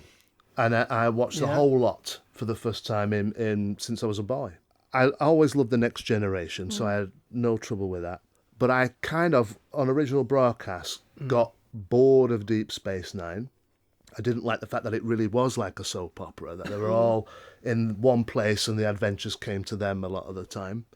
And got irritated by Voyager and gave up after Series 1 of Enterprise. Now, what happened in lockdown was I thought, I'm going to have another crack at these. Yeah. And I ended up watching all Deep Space Nine right through and loving it. All Voyager and loving that. Yeah. And really, when they came to an end, really missing them as well. Missing that I'd got to know these characters. And then the Scott Bakula series, Enterprise, I loved it and got angry when I got to the last episode. That last episode is a travesty. So I ended up reevaluating the entire thing because I felt... I remember they used to say, because you've got Gene Roddenberry started it, but then Rick Berman and Jerry Taylor and all those people came later. Michael Piller. I remember a phrase, certainly when Voyager was on originally and Enterprise, they were talking about Rick Berman fatigue. I remember phrases like that, bored of the style of it. And I found on my rewatch, because I had a big break from it all, that I could come to it fresh and just enjoy it for what it was. And I've reevaluated all these Rick Berman productions since, and I think they're top notch. What you say about Enterprise, it goes back to an archetype. They have a human captain, a human engineer, and a Vulcan first officer, and they deliberately echoed that relationship with Kirk, Spock, and McCoy, the archetype from the original series. They were emulating in Enterprise in 2001 when it came out. It just shows they keep going back to it. They went back to it with the 2009 reboot film, And even with Voyager... There's a thing of if it ain't broke, don't fix it. There's a format that works. With Voyager, we've got the female captain and the loyal security officer who's a Vulcan. A full Vulcan this time, but still, again, that relationship, they tried to build that Kirk-Spock thing. It's interesting to me, from my experience, that what I thought at the time they were originally shown in the 90s, I guess it was late 90s, PC2. I thought it was getting tired. I thought, it's time they knock this on their head. They're just churning out stuff that's very similar every week. But on my rewatch, I didn't get that at all. So it was just me being tired of it, I think. And I do wonder with some of the Doctor Who's, the modern Doctor Who's, whether in time people who don't like what's being pumped out at the moment will come back in 20 years and think, this isn't as bad as I thought. Because I liked DS9 more when I was watching it during lockdown. I was really into it. And thing with Voyager and Enterprise was, before lockdown, my memories were some episodes did get mixed up because I'm like, oh, wasn't that a Voyager episode? And then it was like, nope, it's an Enterprise episode. But then when I rewatched them, I was in order, I was just in love. Is it just one of those things where sometimes it's, because it's been going for so long, is it like Doctor Who in some respects that you get more out of it at different times in your life? Yeah. Yeah. You know what I mean? So different things are happening. Like you said, lockdown was happening. It was something major was happening in your life. Definitely, Was different. And so actually you took from the show differently how you would have done, like you said, in the 90s when maybe, well, it's just a tired old thing. I've seen it loads of times. I think so. I think right now for me, Star Trek's very important because it's an optimist. It's an optimistic view of the future, but it's this idea that we can do better as humanity, because I don't think we're doing too well at the moment, and we should strive to be better. Yeah. It might also be a familiarity thing as well. Like people who love the situation comedy Friends, they'll say, I feel like I know these people. You know, they're in every single episode, and you get to grow to know them and love them. And there are people who have said things like, I was in a dark place at the time, and these were my friends. That I kind of get that from the Star Trek series, and I know who everybody is. I know how they'll react on certain circumstances, and there's a sort of safeness to that when you're watching it. I cried when Leonard Nimoy died, when I heard the news, because Spock just felt so much part of my life and affected me more than I even realised, and there was just this trend online of everyone doing the Vulcan salute in tribute to him, and we did it as a group, didn't we, Rebecca? In fact, I was just going to say about Deep Space Nine, there's an episode about PTSD, which a lot of military veterans identified with, and when I rewatched it a few years ago, I identified with it after losing my mum in 2013. The main actor in that episode, Aaron Eisenberg, he said over the years, a lot of people said that to him at conventions and on Twitter. In fact, I tweeted it and he liked my tweet, just saying this, it expressed how I felt. Star Trek really is life affirming and changing in the same way. What interests me about Leonard Nimoy is how much of that character was him. He came up with the salute, the V salute for live long and prosper. He came up with the neck pinch. You wanted Spock to be a pacifist. Yeah, he'd think about it. He thought about the character. Yeah, he had a lot of input into it. Yeah, so there is a kind of a line. It's like with any of these actors who play iconic roles, isn't it? It's where does the actor begin and the character stop? They kind of blend somewhere in the middle. So I can see why Nimoy's death would affect you, because it had a lot of him in it, that character. Definitely. Because he wrote his autobiography in the 70s called I Am Not Spock, because he wanted to distance himself from it because of obsessive fans or whatever. But then, obviously, he embraced it after coming back to do The Motionless Picture. And then did I Am Spock. Yeah, he did a follow-up called I Am Spock. Yeah. So he knew he was loved. So, Dan, before watching this, you've seen Lower Decks. Is there anything that means more to you now in Lower Decks? Any strands? Oh, I can't remember which episode I watched. It was one of them was like got food out. Oh, it was Tomorrow's Yesterday, because it's it's not the pilot, it's the other guy. Yeah. And he's like, it's the soup, and I don't know. I kind of was like a bit, because I know there's like a Lower Decks episode, isn't there, where like the things on the, I think it was on the brink or something. It's whatever the word is. But yeah, it wasn't working, wasn't it? Replicate, the replicate. So I kind of understand that a bit more, because it's like, oh, so it was like in the beginning, like it's always been part of. You know, like it's always thought about, that's how they got food. I can't remember which episode there was, but there was a nice little thing where I was like, because they mention the lower decks. They say something about like and lower decks like prepare or something like I can't remember what it was. And I was like, and then I just was imagining the guys from lower decks like just like going right. We've been told there's something happening. We've got to crack on now.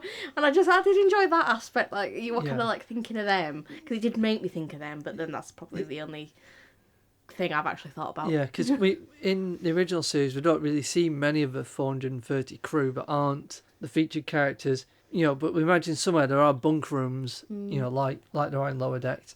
Don't know if they live in the corridor, but it's that kind of thing, isn't it? Actually, you're talking about like saying then just then about lower decks about the the bunking and stuff that actually were making me think of Red Dwarf and how like their quarters there's multiple beds they're in together. Oh yeah, in Red Dwarf they've got the whole run of the ship and they choose to sleep in the same room. It's because they're familiar with it, aren't they? Yeah. And they still share even because they hate each other. Yeah. So Dan, is Starfleet military? I was actually going to say yes. Yeah. Oh, I'm wrong. Yeah, they are because they're exploring like how military used to explore. Do you know what I mean? It's because it's an action adventure series. Yeah, but they have the party line. Yeah. They're constantly saying, "Oh, we can't do this or you can't do that because the prime Starfleet, directive. the prime directive, that kind of thing." Yeah. She just said prime directive. I know. Everybody stop for a moment. Just take that in.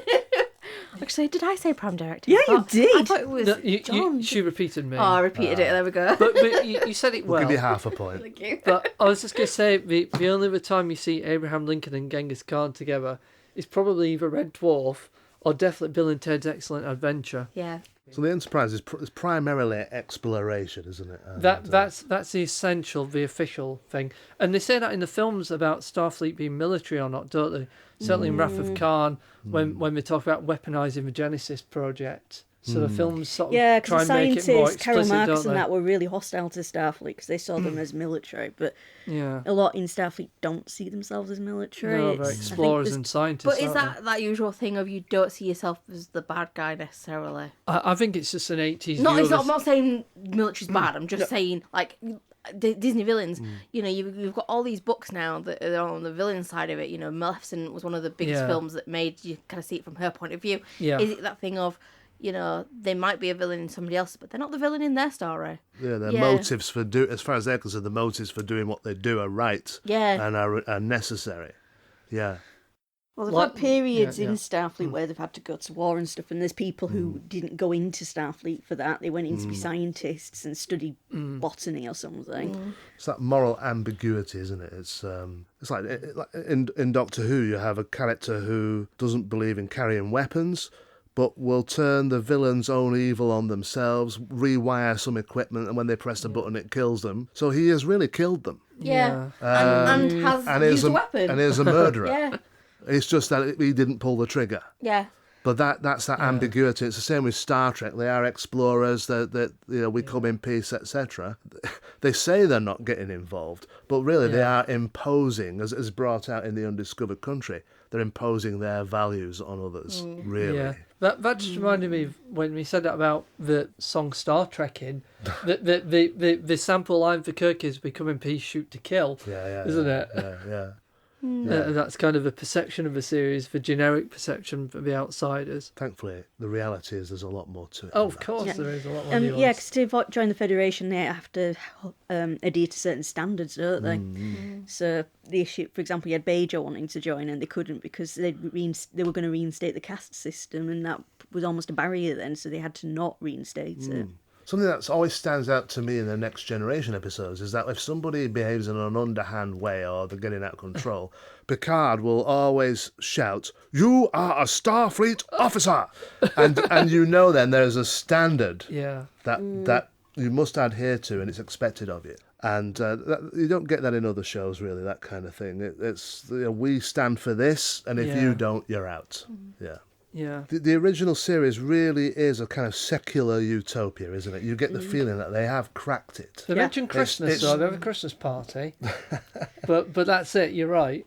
The aliens are the bad guys, aren't they, in the original thing? The Federation and everyone who's part of that it is sort of paradise, a secular paradise. They've done it, they've achieved it. Whereas in Deep Space Nine and some of the others, no, there's a question mark over whether it's just a veneer of paradise. Or at least certainly just Earth. Yeah. Star Trek is about showing that, a positive outlook and that humanity can do better, and it's good to try to be better and become more. And despite Gene Roddenberry's flaws, this is his legacy that he quite rightly should be remembered for. It was nice hearing about what it means, like what Star Trek means to you guys. I know you're fans and stuff and all that thing, but like talking about lockdown, we all went through lockdown, we all went through it, differently, and but it was a collective. We all went through it together. Knowing that, you guys all kind of like watched it during that time and you got something from it. I don't know, it's nice to hear, because that's things I wouldn't have known about any of you. Do you know what I mean? I wouldn't know how much it actually resonated with you, like the actual show, and how much it meant to you and means to you. It's just, to me, it was like, it was just something you enjoyed watching. But actually, there's more to it, you. It definitely means more. It's more to it than just seeing things like transporters and replicators. And I like the battles and things, and I like the characters, but I also like at its core the looking for the unknown. That's why I love the motion picture so much. I like Someone has that to. we don't know everything. I like the motion picture. And exploring space and that there's always more to know, and we don't know everything. And also just trying to be better as people. What fascinates me about this discussion is it's shown that we all have a different relationship with it. Yeah.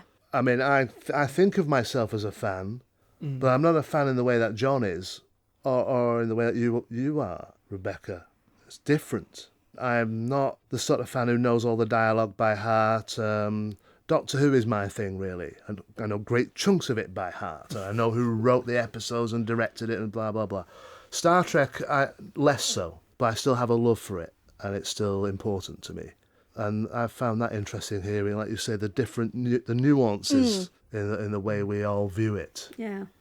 And now there's so many different series as well. And when we were talking about the motion picture, because I like big concepts.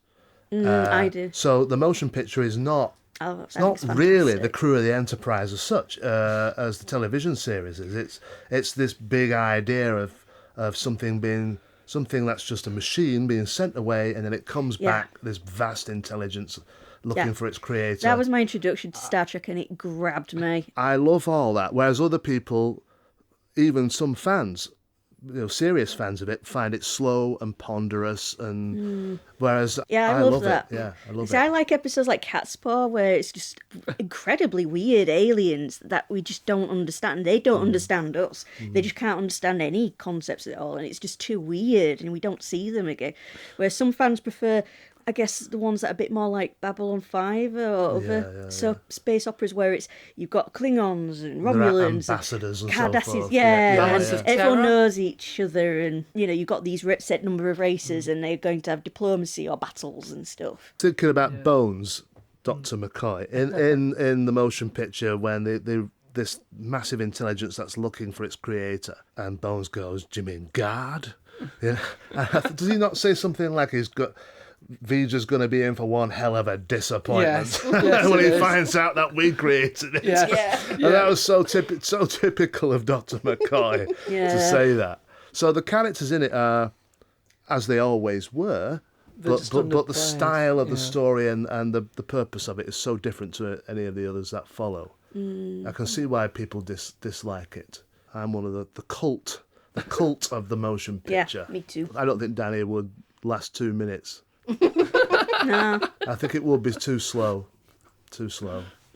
Going back to the original series, there's just so much variety, even styles of episode, because you've got episodes where, there was battles with aliens like the Klingons, or espionage, we've got diplomacy, comedy, politics, comedy. You've got time travel episodes, you've got episodes where they go to the planet of the, I'm dubbing it Planet of the X, but it's always planet of the Romans, or planet of the cowboys, or the Nazis, or the mobsters. The hippies. Oh yeah, the hippies as well. They have those kind of episodes, or the high concept episodes, or the stranded alone on a planet episode. And I'm probably going to say something that will divide some people, And you'll probably think I'm being thingy. But growing up, I was always in this, you either like Star Wars or you like Star Trek. And it was just like, I don't really get the point of either. I know you liked both. I know I'm not exposed to enough Star Wars. And it was probably biased. But I feel almost like you can get more from Star Trek than you can from Star Wars. But in terms of kind of layers, yeah, I would say you're right. Star Wars has depth in a different way, but Star Trek is more layered. Yeah, and I think just because it's more of a philosophical show. Yeah. So I think there's just something more to Star Trek. So I think if I was ever going to say I was one or the other, I would probably say I was a Trekker over a whatever Star Wars calls themselves. I don't know. I don't think they have a name. Just Star Wars fans. I don't think they have a That's nickname. boring. That's even more there you go. reason why I want to be a They don't even Trekker. have a name. Exactly, you've got to have a I name. mean, even Sherlock Holmes fans have names. What do they call? Sherlockians. Oh yeah. So that's why Americans came up with Whovians for Doctor Who. Because I hate Whovian. It sounds awful. I just prefer being a Doctor Who fan. Would you prefer to be a brony? Oh yeah, I've forgotten. Or a Pegasus. What's a what? That's what the female fans are called, Pegasisters. Pegasisters. Interesting.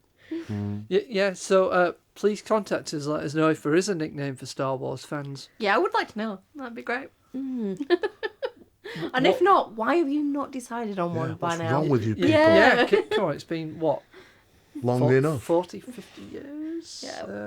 Yeah, I think Star Wars is a very different beast to Star Trek, to be honest. And of course you can love them both. Yeah. I that's what I same said. I know Rebecca's liked both, and I Yeah. said I was going to divide some people. Yeah, for me, But- the big three have always been in my life: Star Wars, Star Trek, and Doctor Who. Same- That's the same order here. I saw them in. Yeah, Flash Gordon aside, and those really old black and white films. Doctor Who, Star Trek, Star Wars, they are the oldest things going, aren't They've they? endured in popularity, haven't So certainly a generation of people love those three more than everything that's followed, they? Yeah. sci-fi wise. Oh yeah, there's lots of sci-fi I like that's older and newer, but it's, those three have kind of the ones that. They have the biggest followings. So Dani, the moment we all been waiting for. Da, da, da. What is the score? Are we going to predict? Yeah, I want you to predict. For individual episodes or the whole We thing? haven't heard Kevin's prediction. Kevin, get in here and predict. How many Danny's out of 5? I like people's predictions. I've been predicting a 3.5. Okay. Right, so 3.5 from Kevin. So this is for the whole- The whole thing. Yeah. So she Based puts- on what you've seen so The far. so she original puts series. nine episodes So, of the original yeah. series. Yeah. And what she said today. I'm going to say she probably sees it as 3. Good, but not great. Yeah, I'm feeling like 3 or 3.5. I think to be I'm honest. going to agree with Kevin and Rebecca. So yeah, you're all pretty much like, well, 3. 3 is. 3. I enjoyed it, but yeah, it wasn't. It didn't grab me like it's grabbed you guys. Maybe in 10, 15, 20 Yeah, years it could might do. do. Yeah. Like I'm talking about obviously the original series. Lower Decks grabbed me. Lower Decks grabbed me ridiculously. Rebecca showed me one little bit, and I was like, "That's me. Maybe that's my Trek. Maybe that's the Yeah. one I like, and that'll Yes. be It mine." resonates with you. Yeah. And that'd be a gateway to the other series if characters Yeah. crossed over or Potentially. storylines. Yeah. But yeah, so for me, Toz, like I say, if it was on in the background, I wouldn't turn the channel over, but I wouldn't actively seek it either. Yeah. Is the main thing I'd get from That's that. the difference between how you used to be. But you Yeah. wouldn't go, oh, not this. Yeah. Yeah, I think before all this, I think if it were on, I would have turned the channel over. And just growing up with it in the house with Rebecca, I think that's why I would have been like, oh, fuck this shit, and put something else on. But yeah, I've gotten a different appreciation for it now, and especially after hearing how you guys feel about it. Yeah. You're looking forward to watching Next Gen next season? No, fuck off. We're so doing it. Have you seen Galaxy Quest? Yes, I quite like that. If you was to rewatch it Yeah, I watched it a few now, times actually. Yeah, I probably would definitely get more out of it. The Star Yeah. Trek cast said they like it, Yeah. and it's a kind of Star Trek film that isn't Star Trek. More Star Trek. There's always more Star Trek. No, we're done. yeah, Danny's going, unfortunately. Well, if it's not Star Trek, then we're going to move on to Star Wars. So, do you want to be watched with Star Wars, Clockwork Orange style, or do you want to watch Next Gen? It's probably more like the next gen, to be brutally honest. I'd say with Star Wars, I'm the same again. I'm kind of somewhere in the middle. I'm very familiar with the original 3. Yeah. I haven't seen the first 3 that many times, and gave up after The Force Awakens on the latter ones. So if you do a Star Wars, invite me back, because I can be your middleman who's We will. neither one nor the other. Yeah. On that note, I think it's time to wrap up this episode and to say thank you to our guest, Will Hadcroft, for coming back. Thank you for having me. Enjoyed it. I'm glad you enjoyed it. Yeah, glad you weren't scared off the first time. Yeah. Well, I thought about it for quite a long time. Realise I'm not that scary. Yeah. No, it's the others I'm frightened of. Yeah. We hope you enjoyed this episode of I Don't Do Sci-Fi. Do let us know what you thought. Our social media contact details will be at the end of the podcast. Join us next time on I Don't Do Sci-Fi when we're going to be watching the television version of The Hitchhiker's Guide to the Galaxy with guest Tim Reed from the Randomizer podcast. And with that, listeners, goodbye. Bye. Bye-bye. Goodbye.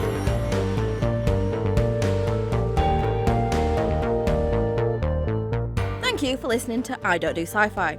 If you'd like to contact us or comment on the show, email us at idon'tdosci-fi@gmail.com, Twitter at I Don't Do Sci-Fi, on Instagram, I Don't Do Sci-Fi, or on Facebook, I Don't Do Sci-Fi. I Don't Do Sci-Fi was presented by John Isles, Dani Ray, and Rebecca Ray, and featuring our guest, Will Hadcroft. The theme tune was composed by Steve Johnson, and the podcast was directed and produced by Kevin Hiley.